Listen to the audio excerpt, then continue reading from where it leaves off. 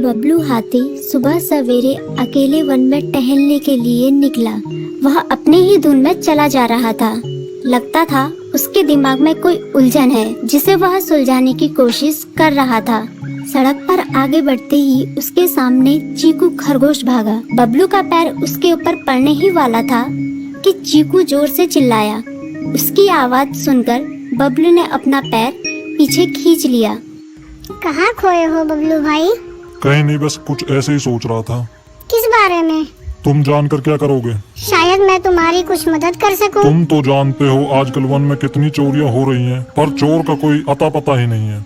इस बात को लेकर वन के सारे प्राणी चिंतित थे। वे वहाँ खुद को सुरक्षित महसूस नहीं कर रहे थे। अरे चीकू भाई, हम मजबूर हैं। हम चोर को पकड़ ही नहीं पा रहे हैं। वह बहुत चालाक है और अपने काम को बड़ी कुशलता से अंजाम दे रहा है। कहीं कोई सबूत ही नहीं छोड़ रहा। हमारे राजा इस बात को लेकर बहुत चिंतित हैं। यही कारण है कि हम सब इस बारे में सोच रहे हैं। अब तुम मेरी इसमें क्या मदद कर सकते हो? मैं कुछ सोचता हूँ, हो सकता है मुझे कोई उपाय सूझ जाए। प्रयास करने में कोई हर्ज तो नहीं है। तुम ठीक कहते हो चीकू, लेकिन वन के गुप्तचर भी अभी तक इसका कोई हल नहीं निकाल सके। इतना कहकर वे चुप हो गए।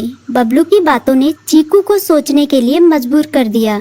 चीकू को उदास देखकर बबलू बोला, तुम अपना मन छोटा मत करो। मुझे अच्छा लगा कि तुमने मेरी परेशानी को समझा। कभी मैं भी इस वन के लिए गुप्तचर का काम करता था।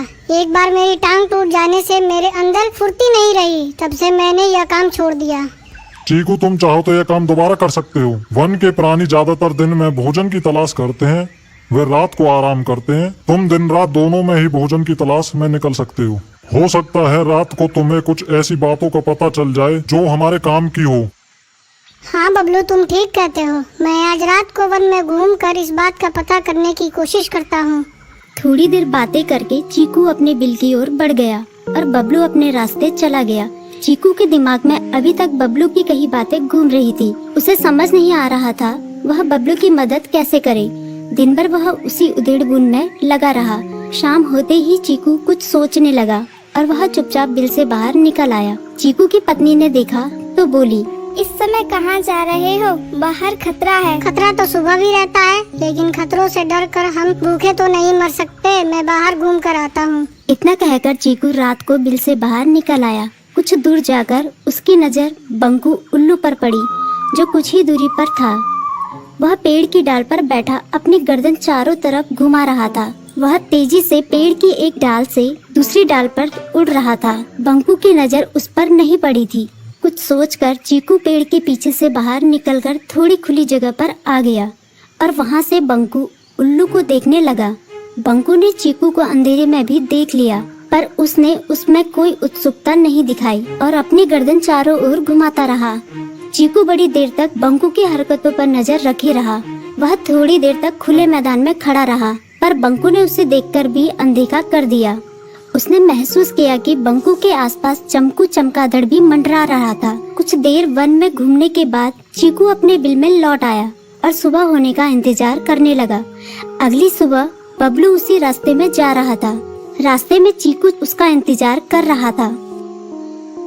आज बड़ी जल्दी आ गए बबलू। हाँ, आजकल मुझे चिंता की वजह से नींद नहीं आती। कोई नई खबर है क्या? यकीन से तो मैं नहीं कह सकता, पर मैं तुम्हें ऐसे प्राणी का नाम बता सकता हूँ जो शायद चोरों की मदद कर रहा है। कौन है वो? बंकू उल्लू।